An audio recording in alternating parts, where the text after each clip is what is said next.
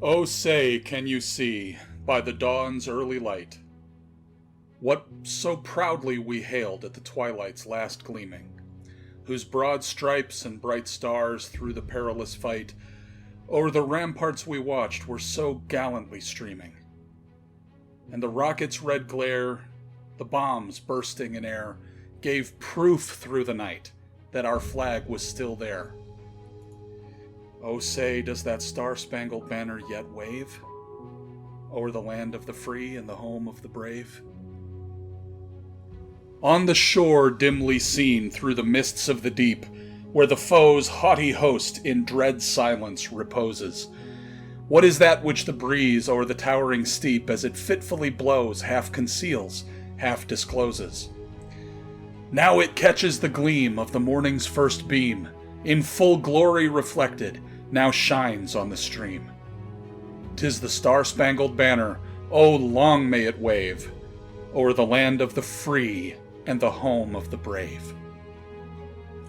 And where is that band who so vauntingly swore that the havoc of war and the battle's confusion a home and a country should leave us no more? Their blood has washed out their foul footsteps' pollution.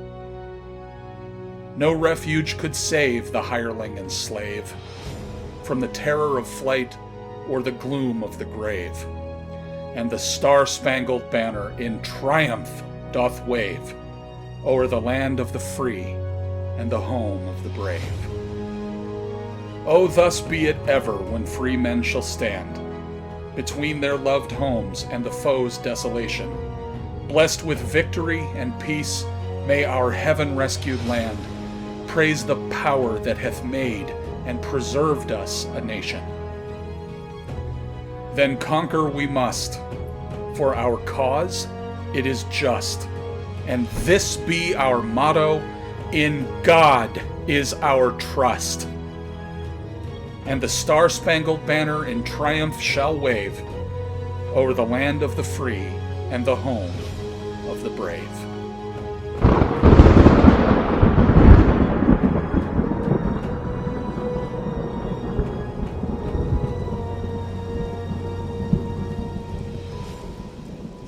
All right, then, on with it. Welcome to the Sunder the Sky podcast. I am your host, Christopher Sky-Sunderer, coming to you from my fortified bunker deep beneath the streets of Kent, Ohio. It is 9 p.m. on October 21st. This episode's going to be kind of rambling, I wanted to talk first about why it's been so long since I've podcasted and why I've only recently gotten back to it. If you follow me on social media, you know that I've had one hell of a year in terms of my health and just my physical well-being in general. I ended last year very ill. Just going back to September of last year, so I had a urinary tract infection, and the doctor would not test me for it. All right, and they have to test you for a UTI before they can give you antibiotics for it. The doctor wouldn't test me for it. I went to the doctor in September and said, I think I have a UTI. I'm having fevers, and, my urine is really dark. And he's like, oh, you just need to drink more water. Okay, I drink over a gallon of water a day, but whatever. So I went home. I came back the following month, this would be in October, and I said, look, I really think I have a UTI, I think it's getting worse, I think it's a bladder infection, I think it's possibly spread to my kidneys, I feel like shit, I'm running a fever, and this has not stopped since I came in last month asking about it. Can we please test? No, you just need to drink more water. And I argued with the doctor. I'm like, why are you doing this? But he wouldn't test me for it. Anyway, November rolls around, and I end up in the hospital with sepsis. So thank you, doctor. So I was in the hospital with sepsis for a couple of weeks. They had me on intravenous antibiotics, strong antibiotics to knock it out. But it ended up, when they sent me home, I was only home for about 5 days when I noticed, I'm still sick. So I had to go back to the hospital, and they put me on intravenous antibiotics again. I was there for another week. And they finally, I mean, they put me on much stronger antibiotics that time. It really knocks you for a loop physically. But they killed the infection. And I went home and started recovering, right? Through December, I had C. diff, okay, which is something that can develop when you're on antibiotics for a long period of time. So I spent the next month and a half just dealing with that. C. diff is notoriously hard to get rid of. Basically, the antibiotics kill the healthy, necessary bacteria as well as the bad bacteria. And there are certain healthy bacteria in your intestines that you definitely need that aid in digestion. And C. diff is when the bad bacteria, you know, the ratio of good bacteria to bad bacteria in your intestines ends up swinging very hard to the bad bacteria's advantage. Then you get C. diff. And so it's hard to knock it out, because what you're trying to do is reintroduce good bacteria while suppressing the bad bacteria, and that's a very difficult thing to do. So that kept coming back. All right, and then finally, by like March, I start feeling better. The previous year, I had a wisdom tooth taken out because I had this one wisdom tooth that was growing in funny, okay, and was pushing on the normal tooth next to it, way back in the back on the lower teeth on the left side. All of my teeth, like they do that X-ray that goes all the way around your head, and they lay it out flat, so it just looks like this big wide mouth, right? You can see all my teeth, straight, straight, straight, straight, and then you get to that one wisdom tooth on the left side, and it's like wank, it's just growing in like diagonally, right? And it was pushing on the normal molar next to it and caused it to crack. And then that molar got infected because, you know, fluid gets down into the crack and becomes a cavity. So they needed to fill, it's the one cavity I've ever had in my life, okay, and, you know, I obviously not due to hygiene or anything, it's just I had a wisdom tooth growing in funny. So they need to fill that molar, though, but in order to do that, they have to take out that wisdom tooth. So I had the wisdom tooth extracted last year. I was going to get the molar filled in December, but I was in the hospital with all this stuff going on. So March comes around, and I'm finally able to go in and get that molar taken care of. Okay, because I'm finally through all the C. diff and everything from that horrible infection that was a result of doctor negligence, and I think that's pretty clear. They looked at it and they said, yeah, we can't fill this. The infection has progressed too far in the tooth, and now you need a straight up root canal before we can fill it. Well, all right, let's just do it. And I got the root canal done, and I told that story on the podcast. I'm like, why are there so many horror stories about root canals? It was nothing. Like, I was dreading it. Because that's the go-to example of painful dental procedures, is the root canal, right? But they numb it out so much, you don't feel it, you know. But anyway, it was one of those situations where they started the root canal and they got half done. They said, you're going to have to come back and get it finished. We're going to have to let you heal a bit, and then you come back in and we'll finish it. All right, and they scheduled that for May. I was going to come back in May. That would give me time to heal. And well, then the odyssey started. May, I broke my hip. Literally May 1st. I was getting out of the shower, and one of my feet, my left foot actually, shot out from under me. The way I describe it is basically my left foot teleported out from under me. It was really fast.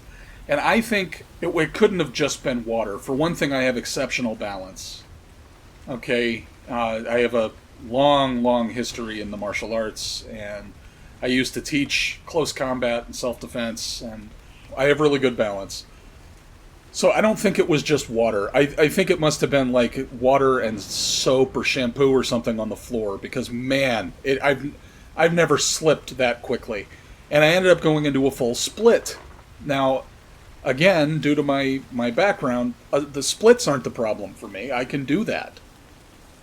And there are 3 ways you can do a split. You can do a split with your right leg forward and your left leg behind you, or your left leg forward and your right leg behind you, or you can do a split with your legs out to the sides, doing a lateral split, right? Well, the way I slipped, and I slipped so fast and went down so fast, I was on the floor before I even knew it, and I ended up in kind of a diagonal split, where my right leg thought I was doing a forward and back split, and my right leg was out in front of me, but my left leg thought I was doing a side-to-side split. So my left leg was behind me, but it was turned over onto the abductor muscle side of the leg. The inner leg was down.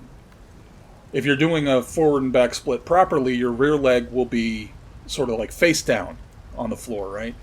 Well, what this did was if you think of your femur bone and where the ball and socket joint is, where it joins with the pelvis, if you think of it shaped like a cane, right? That wedged the nub of the cane up against the wall of the pelvis. And that's kind of like trying to penetrate a brick wall with a wooden sword, okay? The pelvis is going to win that conflict all the time. So that nub that sticks out from your hip and your femur bone and joint is called the greater trochanter, and that's where your hip muscle, your outer hip muscles, or your hip adductors are attached. Or no, I'm sorry, your hip abductors. The inner thigh muscles are your adductors. Okay? Anyway, that trochanter, the nub, broke off. And it actually split down the length of my femur, almost like a wishbone. It only went down a few inches. But, if I had tried to stand on it, especially with how heavy I am, I probably would have split my femur to the knee. Okay, so it's good that I stayed down. But anyway, I was calling for help because I couldn't get to my phone. I was yelling, call 911, which your phone is supposed to call 911 when you say that. Okay, but the phone was too far away, I guess. So my upstairs neighbors heard that and called 911, and then the EMTs got in to the apartment and got me onto a stretcher, took me to the hospital. That was on May 1st. So when you break your hip, okay, if your femur is broken down close to the knee, they can cast it. But if it's broken up close to the hip, there's no way to cast it. It's the one bone in your body that you can't immobilize and isolate. Well, actually, the two bones, because you have two of them. But so what they do is they go in surgically and put in what's called a hook plate.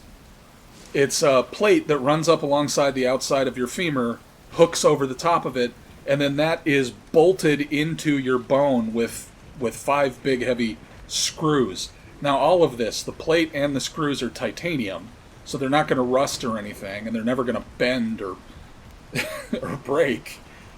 But it's painful, and you have to stay in bed for like anywhere from 4 to 6 weeks after that. So I was literally in the hospital on a bed restriction for a month, just recovering from this, because the femur can't be isolated and immobilized. You have to put a plate in there to hold the bone together and just let it heal, not aggravate it, as insofar as you're able. So I was in the hospital for a month, technically the hospital for a week, and then a rehabilitation facility for another 3.5 weeks. But and even when I first got home, I would get up in the morning, go to the bathroom, use the bathroom, get cleaned up, wash my face, brush my teeth, go into the kitchen, make breakfast, have breakfast, do the dishes, and then I'm like, oh, well, that's enough for today. I'm ready for bed. I mean, it's amazing how fast your strength and stamina deteriorate when you're on bed rest for so long, right? It was, but I got through it. So now we're in June, right? June of this year, the incision where they did the surgery to put the hook plate in on my bone, that incision kept getting infected.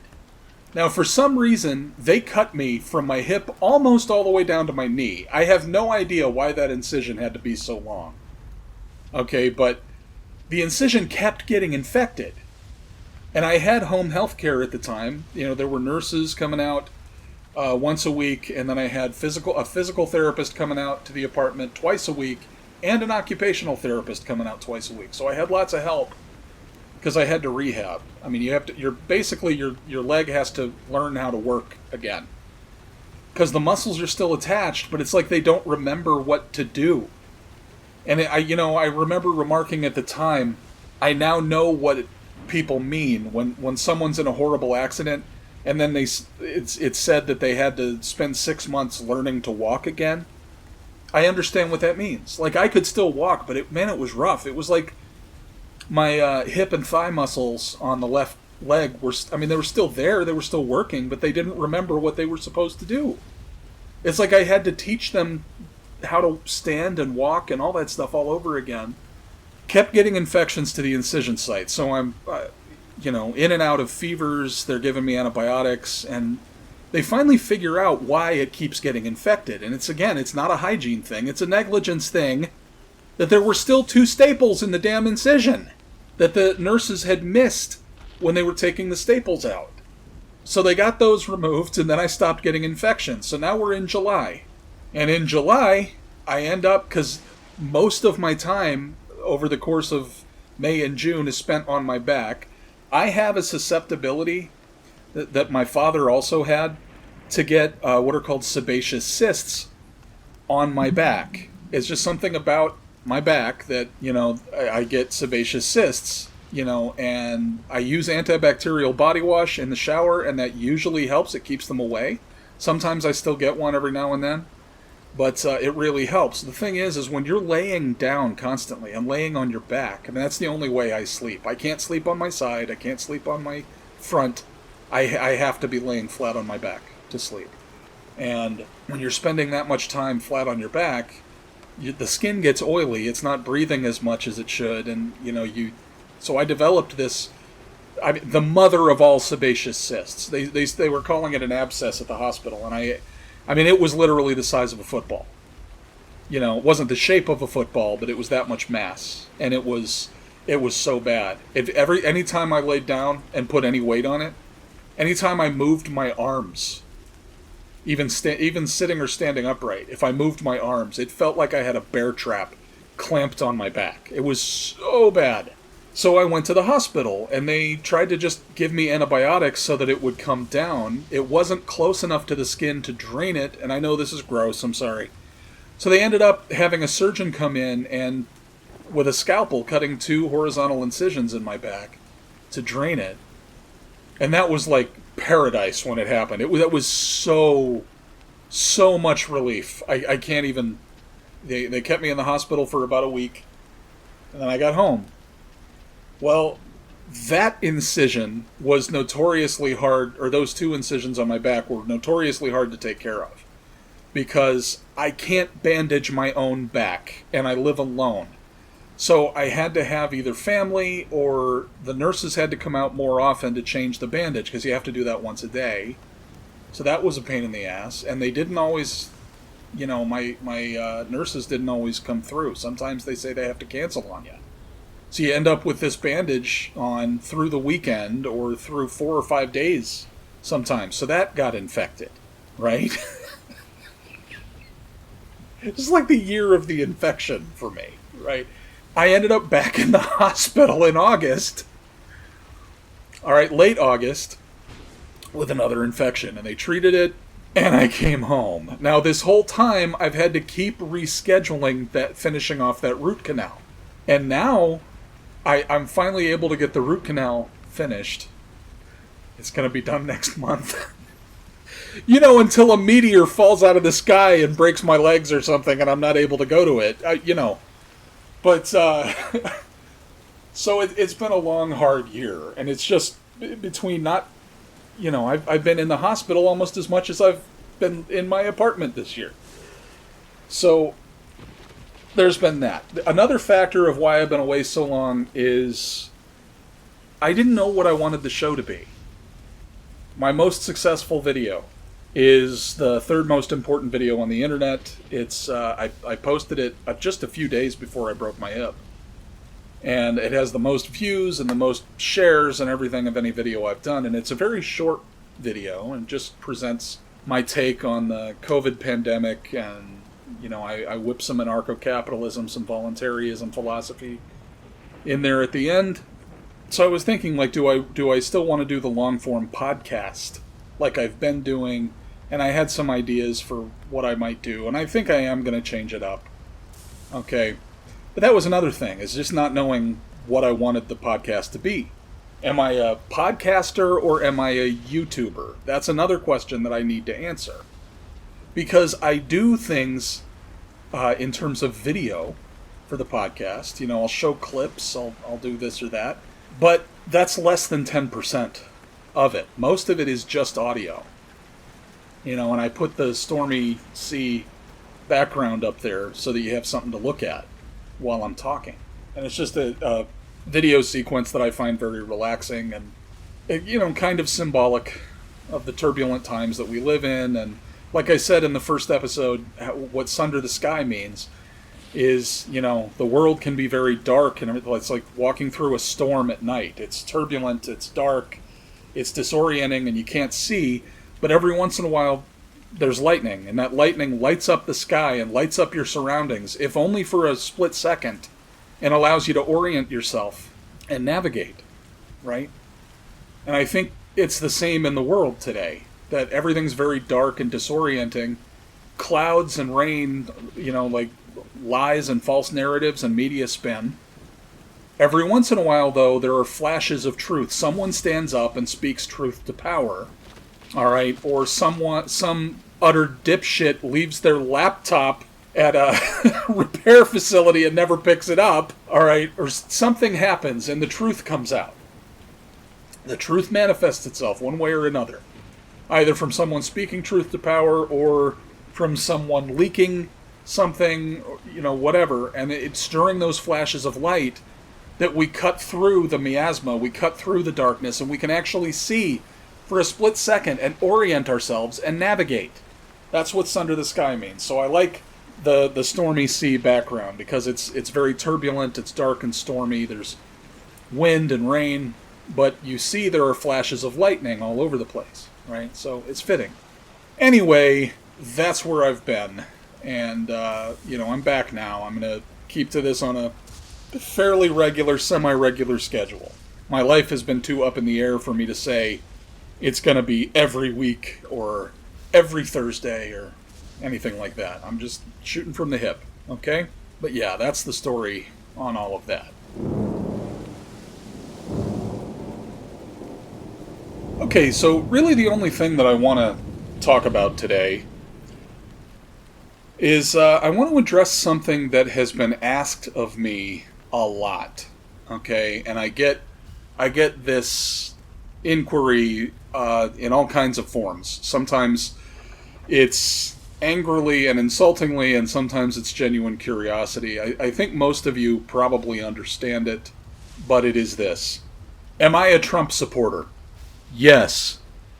Most emphatically, yes. Am I an anarchist? Yes. Even more emphatically, yes. Chris, how the hell can you have those two opinions? Okay. Today is going to be completely unscripted. I don't even have an outline for what I want to talk about today. So it might end up rambling, it might go all over the place. I'll try to keep it focused. Okay, I'm a notorious rambler in conversation, and since I don't have an outline for today, you're just going to have to bear with me. But I will read this much, something I just posted on Facebook this evening. It's a short post, it's only a couple paragraphs, but listen. They're right. When they say this is the most important election yet, they're right. Given that the nature of authoritarian statism, and indeed the nature of government, is to grow more corrupt and more incompetent, both simultaneously and constantly, every subsequent election, as one passes through time, actually is the most important election yet. The election of 2020 is more important than the election of 2016. The election of 2024 will be more important than this election. The election of 2028 will be more important than the election of 24, and way more important than the election of 2020, and way more important than the election of 2016, and so on. It cannot be otherwise. until we start evolving past the perception that we need a state in the first place. That's why it's so important to aid in that evolution and to drive it forward in any way you can. Because eventually it's going to come down to you either walk away from statism or you allow yourself to be destroyed by statism. Since that is the inevitable result of aggression-derived authority, it is literally always the real and immediate choice that lies before us. You cannot remain motionless on this path or spectrum.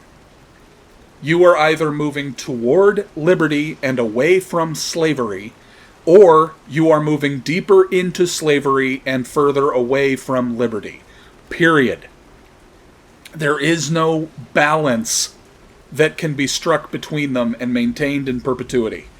Neither the intrinsic nature of slavery nor the intrinsic nature of free will can allow it. You can choose, which is an exercise of free will, or you can let others choose for you, which is a denial of free will. Free will is like a muscle. Use it or lose it. Disobey, walk away. And that is fast becoming the slogan of this podcast. Disobey, walk away. Okay? So that's what I wrote. And I just want to go into that because within that little diatribe, that little spiel, is the explanation to how I can support Trump even though I'm a voluntarist. And when I say I'm an anarchist, okay, I'm not an Antifa moron. Okay, I'm not. These people are not anarchists. They're described as anarchists in the news. Here goes my voice, people. So I'm going to be chomping on cough drops while I'm talking to you on the mic. Major audio recording faux pas. But, you know, I've been sick a lot this year, and my throat cannot handle it. Antifa is comprised of a lot of so-called anarcho-communists. Now, think about that term. And there is this age-old conflict between what I am, the anarcho-capitalists, and these people, the anarcho-communists, between the black and gold and the black and red. Okay? That's where Antifa gets their colors from, is the anarcho-communist flag. Anarcho-communism makes absolutely no sense. I mean, even the term makes no sense. Okay, for one thing, communism is a myth. Communism, as it is advertised, does not exist, and has never existed, and can never exist. It would work if human beings were all Sims, all just mechanisms that work the way they're supposed to work, and you can put them and arrange them to optimize their productivity, and it'll work. But that's not what humans are. Humans have free will. Humans have reason. Humans are going to adapt to what force is placed upon them. Okay? Whatever impinges or infringes on their life space, they're going to adapt to. They'll either get rid of it, drive it away, conquer it. If they can't do that, if they can't get rid of it, they will adapt to it. Because of that, it's like Princess Leia said in Star Wars, that the tighter you tighten your grip on these people, the more of them will slip through your fingers. Now, I had long been a believer that you're kidding yourself if you think that by participating in government you can change it. And I still believe that. That's why that's part of why I think the Libertarian Party is a joke. You know, we already have a Libertarian Party in this country, and we've had it for over 100 years. They're called the Republicans. Everyone's laughing at me right now. I can hear you. Even though I'm in the past as I speak to you, I can hear you laughing. The Republicans aren't libertarian at all. You're right. I didn't say they were libertarian. I said they were the Libertarian Party. They were the party founded on anti-slavery, for God's sake. Anti-slavery, if you break it down, is anarchism. Because every system of government is fundamentally slavery. Any and all states are systems of slavery. Thomas Sowell said, if taking 100% of the product of someone's labor is slavery, at what percentage is it not slavery? If they're even taking 1% of 1% of 1% of the fruits of your labor, they have you enslaved. Because it's money you would not be giving them if you didn't have to, if you had a choice. But they're taking it under the implicit and often the express threat of aggression, violence. Even though you're not being violent by simply keeping what you have produced and investing it into your family, your community, whatever, yourself, as you see fit, that is not violating anyone else. But they will violate you to take from it, to take from you, to take part of your product from you. That's aggression. Aggression, not all violence is aggressive. This is what, I believe in the non-aggression principle, but like I've said on the podcast before, non-aggression is not non-violence. Folks, I am extraordinarily skilled in violence, in lots of different forms of physical violence. I'm dangerous at range. I am the devil himself up close. Non-aggression is not being the one who starts the violence. Okay? And people act confused by this. Well, what if you're being raped? Then you can use violence. That's not aggression, you dumbass. That's defense. The use of violence to defend yourself, your property, or the property or selves of other people is perfectly moral. I believe is a moral imperative. Just don't start it. The aggressor is the one committing the rape in the first place. Not the woman who draws down on her rapist and blows his brains out the back of his head. That's not the aggressive party. And the person who aggresses, the person who starts the violence, is 100% solely responsible for its outcome. If I'm taking my nephew to get ice cream, and you decide to run up and grab my nephew, and I tear your head off your neck, that's your fault that happened, not mine. The moral responsibility for the outcomes of violent situations is solely on the shoulders of the one who initiated the violence to begin with. And that's what the non-aggression principle is about. Aggression. The initiation of violent force upon peaceful people is fundamentally immoral. That's what the non-aggression principle means. That's the principle that voluntarism and anarchism, real anarchism, are founded upon. Because everything government does, it does through the threat of force. If you don't comply, we'll throw you in a rape cage.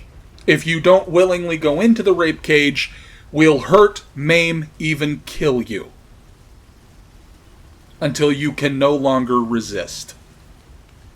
We will continue to escalate force until you can no longer resist.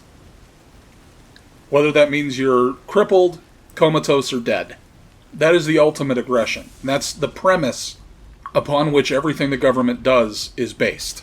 This is true of any government. And because of this is where the inherent corruption and incompetence in government, this is where it derives from. If I can point a gun at you and just make you do something, all right, this is the thing about taxes. If I can point a gun at you and make you give me 40% of your income, then I don't have to produce anything that will convince you to give me that money voluntarily. If I don't have to produce anything, then I'm not going to end up good at anything. There's the incompetence. But that incompetence comes from the corruption. I hear people all the time saying, don't allow yourself to see evil where simple incompetence will do as an explanation. And I think that's a false dichotomy. I think that's fallacious. Corruption and incompetence are not necessarily mutually exclusive. I think that corruption breeds incompetence. The evil is there in government always. It's in that aggressive pretense. So there's always, when you're looking at a problem in government, there's always evil involved. Even if something the government did that got fouled up was legitimately the result of simple incompetence, the fact that we're talking about a government means we're also talking about evil. So it's always evil, and it's occasionally also, in addition to being evil, incompetent. And the more power a given entity or body derives from aggression, the more incompetent they will end up becoming. This is how you get all those Republican fucking morons questioning Mark Zuckerberg and genuinely not understanding how Facebook makes any money. Well, how do you make any money if all you're doing is letting people talk to each other online? Senator, we run ads. Never forget that moment. Because that illustrates it right there. Left, right, or center, if they're in government, they have no fucking clue how anything works. They don't know how the light comes on in their office when they flip the light switch. They just know, flip the switch, light comes on. They don't know everything that was involved in the manufacture of that light, the manufacture of the wiring, the installation of the light and wiring, the manufacture of the switch. They don't know anything about how the electricity was generated and delivered to that location. They don't know anything about how any of the people involved in any of these processes were housed, clothed, fed, educated, how they spend time with their families. They don't know how any of this stuff works, and they sure as hell don't contribute in any way to that system. All they know is they want what they want, and other people somewhere out there somewhere are responsible for producing it. Their job is to sit up on a hill and point fingers at everybody else, telling them, no, something about what you're doing is wrong. Don't do it that way. Do it this way. Do it this other way over here that I think is more virtuous. I don't care how it affects your ability to do it. You'd better just do it, and do it the way I say, even though I know jack and shit about how it's done. That's what a politician is. That is literally all any politician is. Except one. You see where I'm going? No, Trump's not an anarchist. No, Trump's not a libertarian. No, Trump's not even particularly conservative. He's done some conservative things. He's done some leftist things. He's done some things that don't make any earthly sense at all. But do you know what else he happens to be? He does things that make sense to him. Like, this is the thing. Everybody keeps trying to define Trump by some ideology or another. By some philosophy or another. And you can't do that because the man is not a philosopher. The man doesn't have an ideology. If you have to have a word to describe where Trump is coming from on things, I think you have to have two words. Egoism is certainly a part of it, but the greater part of it, because I do think the guy loves to hear himself talk. I think the guy loves to be praised and everything. But that's actually kind of a good thing, because it makes him more likely to do things that will get him praised. And the media is not going to do it, for reasons I'll get into in a minute. And the government's not going to do it for those same reasons, but the people might. So if he wants to get showered with praise at these rallies, he's got to do things that make the people happy. So that's good. But the other part, and the greater part, if we have to have a one-word descriptor of where Trump is coming from, because he can't be defined by a philosophy or an ideology, I would say he's simply a pragmatist. Trump doesn't do the things he does because they're conservative things. He doesn't do the things he does because they're liberal things. He makes the decisions he makes because they make sense to him. Because it makes sense to him at the time. That's it. That is 100% it. And this is of benefit to us as the people living under the subjugation of this particular government that he finds himself in charge of. It's to our benefit because the guy is an accomplished businessman. Everyone likes to challenge that. Oh, well, he started with $5 million. And he grew it into $15 billion. Folks, let any of my investments pay off 1/10 that well. At 1/10 those percentages, and I'll die a happy, wealthy man. Okay? The guy knows how to work business. He knows how to make deals. He knows how to synergize with whomever else is at the bargaining table with him. Unless those people are these ridiculous, clownish ideologues who have decided before they've even entered the room that they're not going to agree with anything he says. And you know who I'm talking about, right? So, we've got this president who has facilitated historic peace in Korea. North and South Korea are actually at the peace talks table now. Nobody else ever accomplished that. In fact, the 4 presidents prior to Trump said it couldn't be done. Do you people realize this? Trump is close to establishing peace in the Middle East. If you're more than 5 minutes old and you don't understand the era-defining weight of what I just said, you may be assured that you're functionally retarded. Peace in the Middle East. This guy might get Jews and Palestinians to sit down at the same table. I don't want to get off on that tangent. Again, notorious rambler. Let me get back to the point. How can I support Trump even though I'm a voluntarist? Even though I'm an anarchist? Real anarchism believes in individual rights, individual freedoms, and the personal responsibility that comes with those things. That comes with those rights and freedoms. It's nobody else's job to take care of you if it's nobody else's right to tell you what to do, and I believe in that. I believe in that not just with my heart, but I know it to be true with my head.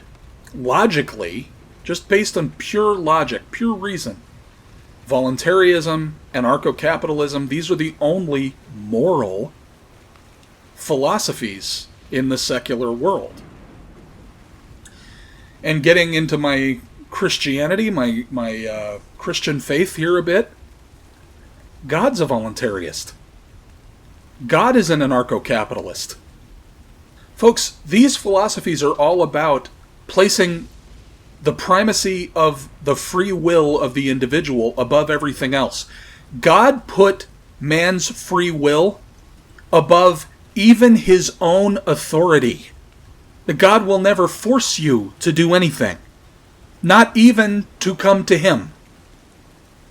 God will not violate your free will.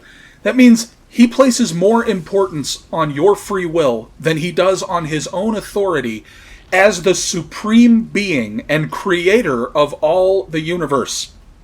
God is a voluntarist. God believes in individual rights. God believes in free will. God believes in property. I'm sorry, but it's true. And God, let me be clear, God doesn't believe in anything. God knows. God knows it's right. God can't be wrong. Pay no attention to the platypus over there. So, Trump is a pragmatist with a big ego. All right. But the real reason why I support Trump is all of the things that Trump has done that have been great successes and have delivered the historic economy that we have and have had and will likely continue to have, the reason why, even though the rest of the Washington and Hollywood and news media establishment have done everything in their power to destroy this, the healthiest economy in the history of money, Trump is going to make 1 or 2 decisions. We'll be right back on track. The lockdowns haven't even ended all over the place yet. People are still walking around with the cloth mask, which is the newest incarnation of the tinfoil hat. That's the power of media, people, that they now have everyone walking around in tinfoil hats. Only this bastardized version that makes you essentially dress like a Muslim woman, and we're already bouncing back. Trump hasn't even really gotten started on our recovery yet, and we're already bouncing back. We've already got more jobs than we've ever had at any time, with the exception of what we had before the lockdown started. But anyway, everything he's done that has been successful has been moving toward voluntarism and away from regulation. It was the tax cuts and the regulatory cuts that delivered that economy. And the reason this is such a threat is that this is what fiscal conservatives and libertarians have been saying forever. It's what Ronald Reagan was saying, but imperfectly putting into practice, okay? Because he increased military spending dramatically. But there are lots of reasons for that. But it's just what everybody has said. You know what? It's what Rush Limbaugh has been saying his entire career. Just stop taxing people so much and get out of their way. Stop regulating businesses out of existence. And watch the power of the free market work.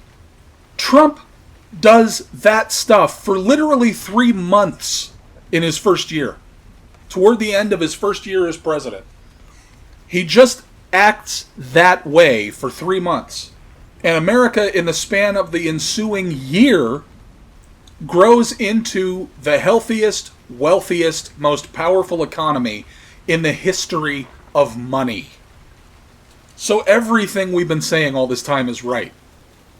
That if the government really wants to help people, that's what it should be doing. And how does the government react to someone who does it for literally 3 months? The way they're all reacting to him is enough reason for I, a voluntarist and anarchist, to support this man. Okay? If only for so long as he's in office. But there's something else that matters, and it's what Trump isn't. He's not a politician. Do you understand this? He's the first president in the history of the country that was not part of the political establishment prior to running for president. That how long have you heard anybody can be president? One day you could be president of the United States if you put your mind to it. But you can't. Not unless you join the club first. The idea of the grassroots guy becoming president has never actually happened in the history of the country. Somebody was always a politician first, for years, so that they could play the game, the graft game, to get themselves into the Oval Office. Trump was a man of the people. He came out of the people. He was one of us. A very successful and wealthy one of us, but one of us. And he actually won, against all odds, against the entire media establishment, Washington establishment, everybody against him except the people. And he won. If you don't see the hand of God in the 2016 election, I don't know what to tell you. You might be beyond all hope, okay? God saw a satanic witch about to take control of the one country on earth that praises him in its founding documents. And I think God stepped in and said, yeah, that's not happening. So no, Trump's not a voluntarist. Trump is not libertarian. Trump is not a conservative. But everything that he's done that's been so successful for the country, everything he's done that has paid off so well for us, all of those things are libertarian. Those actions were libertarian. Those actions were conservative. Those actions were voluntarist. Not stealing from people is a voluntary thing to do. It's a voluntarist thing to do. And finally, just to close here, I used to be one of the don't participate at all, don't support at all. I'm not supporting a politician. I'm not supporting a member of the government. I'm supporting the one guy in government who is not of the government. That's the first thing. But finally, I want you to imagine, just for a moment, let's play this little game, this little thought experiment. Let's say that you and I, are in this community of people living in this barren wasteland. And there's something wrong with the soil. Something about the soil's particular composition renders it completely barren. It will not produce anything. Nothing will grow. And the only animals in the area are large, powerful predators that prey on humans. So we have to find places that our entire lives are just comprised of finding places to hide from these dangerous predators and hoping that we manage to kill one of them when someone is inevitably attacked. Because if we actually, instead of just driving one of the predators away, if we can kill it, then we'll have meat for a little while. And that's our life. There are people amidst all of this that believe somewhere out there is a verdant, fertile, happy hunting ground, where there's lots of very fertile soil, clean water, and plenty of animals to hunt.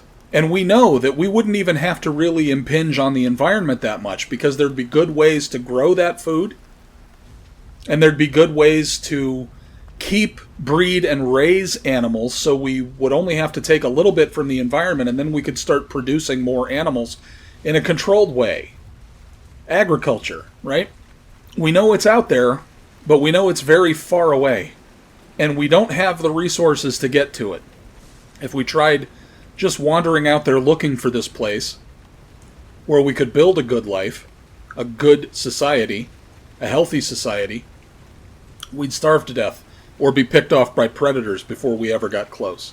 We have a vague idea of what direction it's in, okay?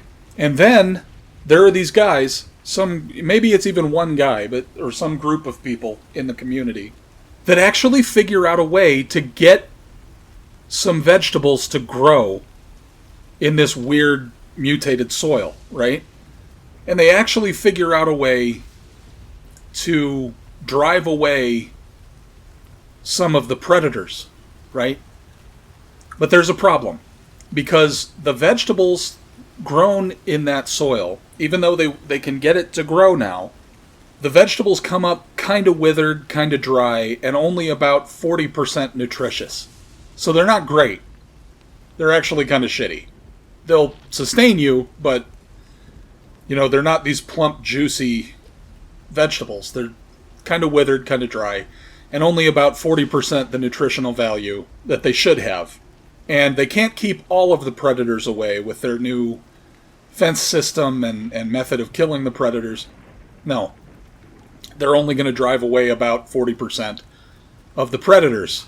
But there's a chance that we might be able to grow enough of the substandard vegetables and kill enough of the predators to give us the ability to get to the better area. The area where the soil can be used for agriculture, the area where we can actually raise healthy livestock.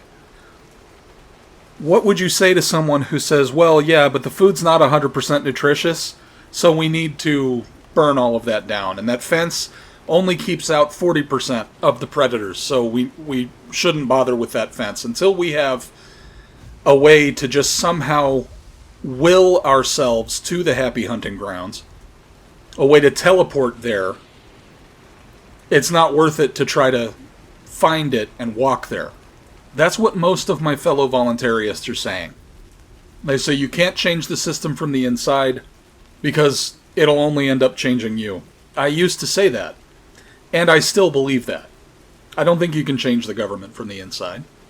Or I didn't think so. I mean, and I'm not talking about Trump when I say the guy who figures out how to make crops grow and how to drive off some of the predators.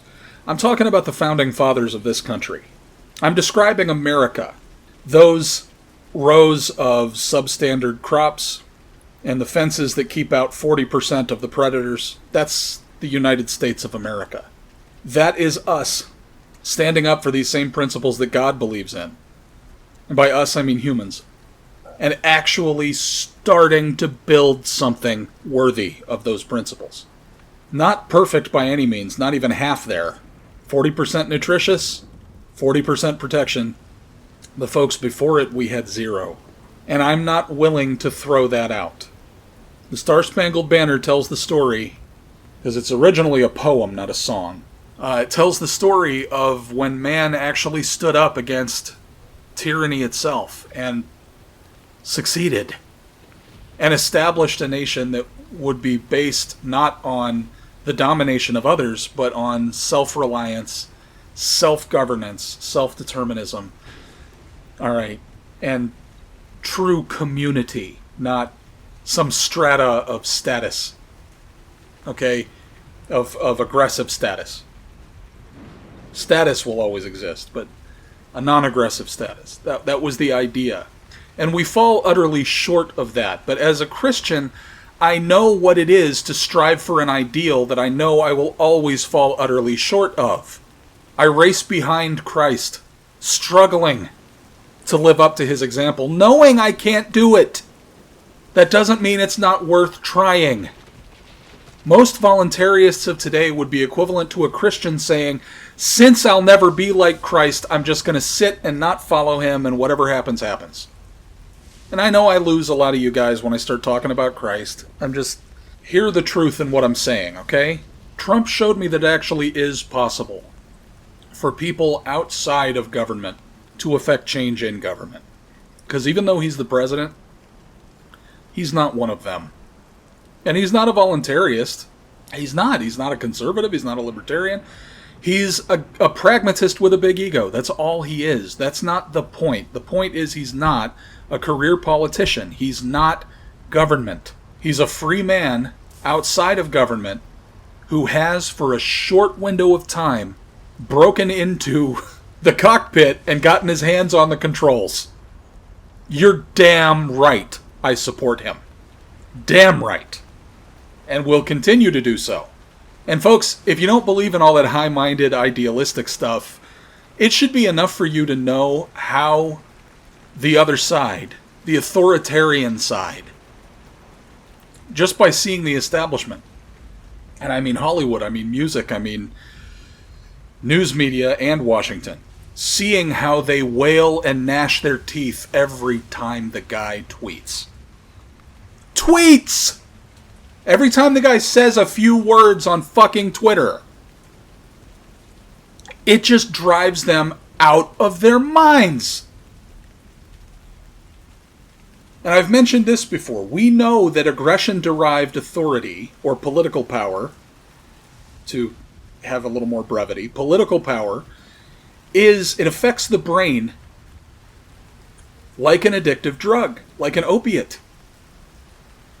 And they've done these studies. Look up the Milgram experiments. Look up the authority experiments. Okay, I'll have links to all this stuff in the description box.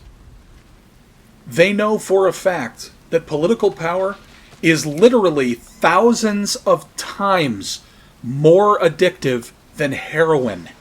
Now picture what a heroin junkie is willing to do to get their next fix.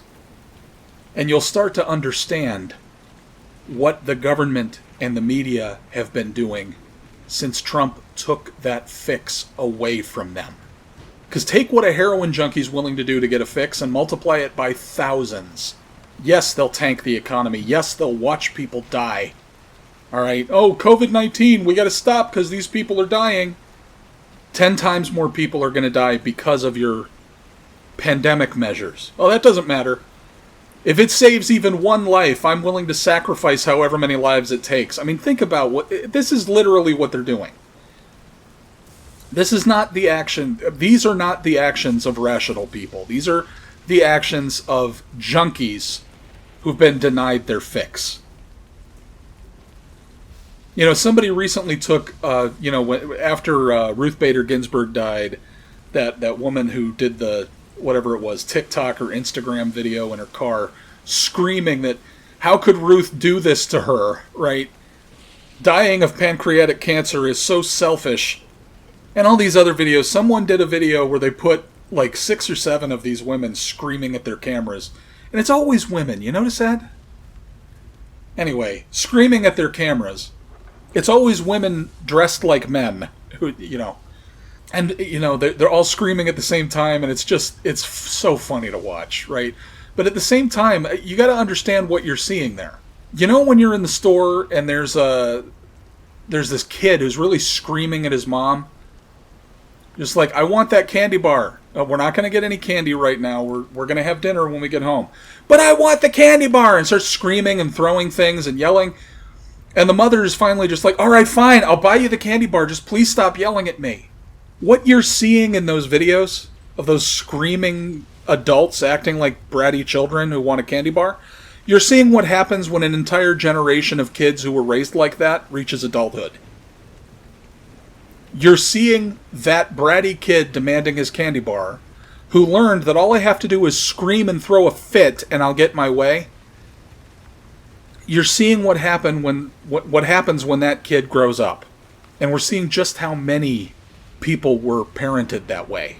And who are they looking to? The people who are willing to placate anyone, no matter how unreasonable, just to hang on to power. Like Nancy Pelosi. Of course, they'll give that screaming kid the candy bar if it means they'll vote. If you vote for me, I'll give you whatever you want. That's what we're watching here. And Trump, my brother-in-law recently went on a fishing trip with some friends. And he told me that when they were driving there, the buddy that, one of his buddy's trucks had an American flag and a Trump flag on it. And as they were driving on the highway, so many people would honk their horns at him and give him thumbs up and wave at him, and, nobody flipping them off or anything. Okay? Like, just hundreds and hundreds of people everywhere they went. And while they were coming back, they actually, I don't know if it was on the way there or on the way back, they saw the Trump train going by, and all these Trump people, going the other direction. And somebody, while they were stopped somewhere, said, "Hey, you guys are going the wrong way. You're supposed to be over there." I have functioning eyes. I blogged about this back in 2016. I had two pictures side by side, and I said, this is why I think Trump's going to win, regardless of what the polls say. I know, first of all, that the media will lie through their teeth to carry the Democratic Party's water. But this has been the story for the last year, and it was two pictures. On one side, it was a Hillary Clinton rally, where she's in what looks like a wood-paneled basement at some VFW hall or something, with little foldable card tables set up and people sitting around. There's maybe 50 people there. And then there's this gigantic stadium. It was like the Queen performance at Live Aid, like 80,000 people. And satellite rallies in the parking lots and in the streets outside, because the stadium would only hold so many people. And that was the typical Trump rally. I have functioning eyes. Plus, as I've already said, we've got God on our side. Okay? The question is not, will Trump win this election? He will. Will they steal it from him successfully? Because they are absolutely trying to steal it. But anyway, that long and admittedly very rambling little diatribe, that's how I can be a voluntarist and still support Donald Trump. Okay? I believe in America, not the government, the country, and the ideas and ideals that country was founded upon. Okay, I believe in that. Because in its founding, it wasn't an aggressive institution. It took all of about 5 minutes for its government to turn into an aggressive institution. Yeah. But folks, we actually established a country on voluntarist principles. The fact that those principles lasted 5 minutes after contact with reality, that's not the lesson. I mean, that's one lesson we should take from that, but the more important lesson is that we actually did it once. And we're not going to teleport to the voluntary society. We're not going to wake up one morning and have it here. We're going to have to go to it. We're going to have to search for it. We're going to have to drag ourselves through the dirt by our knuckles. But it's worth it. And if somebody can get some nutrition to grow out of this soil and keep some of the predators away, those principles are worth upholding. It's not worth it to throw that all out just because it's not the end. The only thing, and I'm talking to you, my fellow voluntarists right now, my fellow anarchists, the only thing you agree with conservatives on, I'm not talking about politicians, there are no conservative politicians. I'm talking about real conservatives in your communities, your friends, family, and neighbors. The only thing you disagree with them on is where to stop. In the walk toward freedom, the only thing you disagree with your conservative friends on is where we should stop. It's that difference between minarchism and anarchism, and we're not anywhere near anywhere where we even have to have that conversation yet. Because once we get to where the voluntary society is within sight, we're going to have a much easier time convincing the minarchists of our anarchist arguments. When there's only 1 mile left to go, It's going to be a much easier sell. Don't worry about it now. Focus on the things you agree with each other on. Okay? That's all I'm saying. It doesn't mean I'm not a voluntarist anymore. The fact that I support Trump. And the fact that I support fiscal conservatism. No, I am a voluntarist. I am an anarchist. I always have been. Well, not always, but for the last 15 years, I'd say.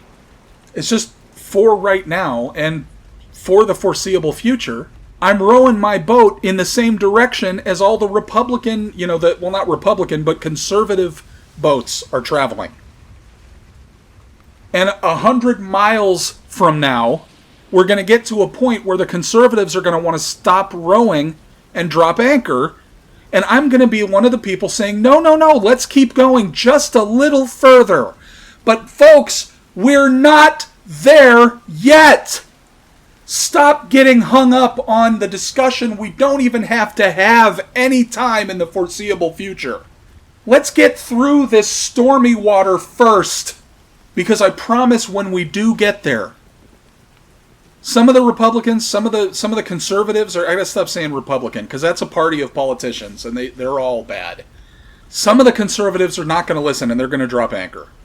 But some of them will come with us, and they'll see that we're right. And then we'll be able to go back and convince the ones that stayed, and they'll come too. The big goals cannot be accomplished through revolution. Revolution is important. Revolution gave us freedom. Revolution is a big deal. But it only wins battles. It does not win wars. Revolution does not get you to the end of a great journey, a great odyssey. Revolution only gets you through some of the obstacles that come up in that journey. The journey itself cannot be accomplished through revolution. It must be accomplished through evolution. God accomplishes his objectives more through evolution than through revolution. Every once in a while, God accomplishes something through revolution. Moses was a revolutionary. Jesus was a revolutionary. But all of the small acts of kindness and love that all of us get up to every day, sustained across the entirety of the human race, constantly, that's the evolution that keeps us moving forward. Revolution is just critical turns that need to be taken, or thrusts of the engines that need to be engaged in certain parts of the trip. But the constant maintenance and running of the engines, that's the evolution. That's what's going to get us there, and is ultimately far more important than any one revolution. In all of human history, and it goes very, very far back, at some point man used his reason to figure out that the most valuable resource he could own was other human beings. And then he used his will to make that happen. Our two cosmic superpowers, reason and free will, that we alone among all species on Earth possess, that was how it was used to our detriment. That's how the state was established. All any state is. Throughout human history, as the state has evolved, it is nothing but new incarnations, new packaging on the same old thing, which is slavery. Human farming. That's all it is. You get wool from sheep, you get eggs from chickens, you get capital from humans. Every government is just a tax farm with human cattle. You're just as much a slave as people literally living in chains in ancient times. They just kept refining how that slavery was organized and implemented. That's it. But it's the same impulse, the same desire to own human capital. That's all it is. That's all any government is, Just like farmers once discovered that instead of keeping cows and everything pent up in little cages, they found that the cows, the livestock, would be more productive if they were given room to roam around and graze, if they had the feeling that they were free. But they weren't free. If you walk far enough, you run into a fence. The problem is the animals aren't smart enough to figure out that they're just in a much larger cage.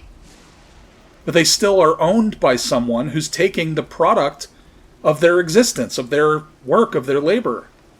But humans are smart enough to figure that out. That we're not free. We're just free range. And it's the same thing. We are more productive if we're allowed to choose our own professions, to decide where we're going to live and what we're going to eat and all that stuff. That's the only reason governments allow any freedom. It's just, they will allow you whatever freedom makes you more productive. But ultimately, the buck will stop with them. They're going to show up and take their cut. They are all Negan. The United States was the first government founded on capitalist principles.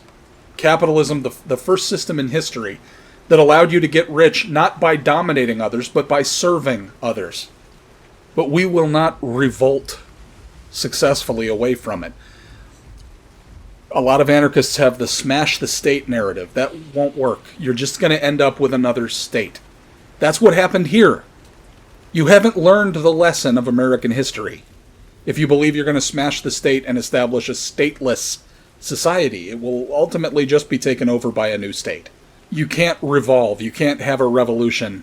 You know, we will not be delivered upon the promised land of the voluntary society by revolution. That's only going to happen through evolution. And that happens two ways. There are two things you can do. One, you advocate for anything that reduces the reach and power of the federal government. Two, you support as many private solutions to common problems as you can. Because the more private alternatives there are, the less necessary government becomes. You do those two things, and we will get there. Man will get there. Okay? Because it's the natural state of the human spirit. The natural yearning of the human spirit is to be free, not dependent. And it's going to come down to this. Either we will be free, or we will destroy ourselves, and we just won't exist anymore. I'm more interested in seeking the former solution. And I'm not willing to sit back and say, not perfect, so fuck it, to things that come along that are actually a net positive, like the presidency of Donald Trump. And that's where I'm at. And I hope this episode will perpetually serve as my answer to this question, this challenge, this charge, that I can't be a real voluntarist if I believe in things like America, like Donald Trump. If I actually tear up at the Star-Spangled Banner, I can't really be a voluntarist. No, what that means is you don't really understand those things. And I used to be like you, so I know what you're thinking. I'm just saying, I'm suggesting you need to think a little more, and you need to employ your thoughts more productively. And that's that. Yeah, so I'll be back soon. Thanks, guys. Voting the day that we lost Ruth Bader Ginsburg. But to be clear, you're not taking any arrows out of your quiver. You're not ruling anything out. Good morning. Sunday morning. We have a responsibility. We take an oath to protect and defend the Constitution of the United States. Good morning. Sunday morning.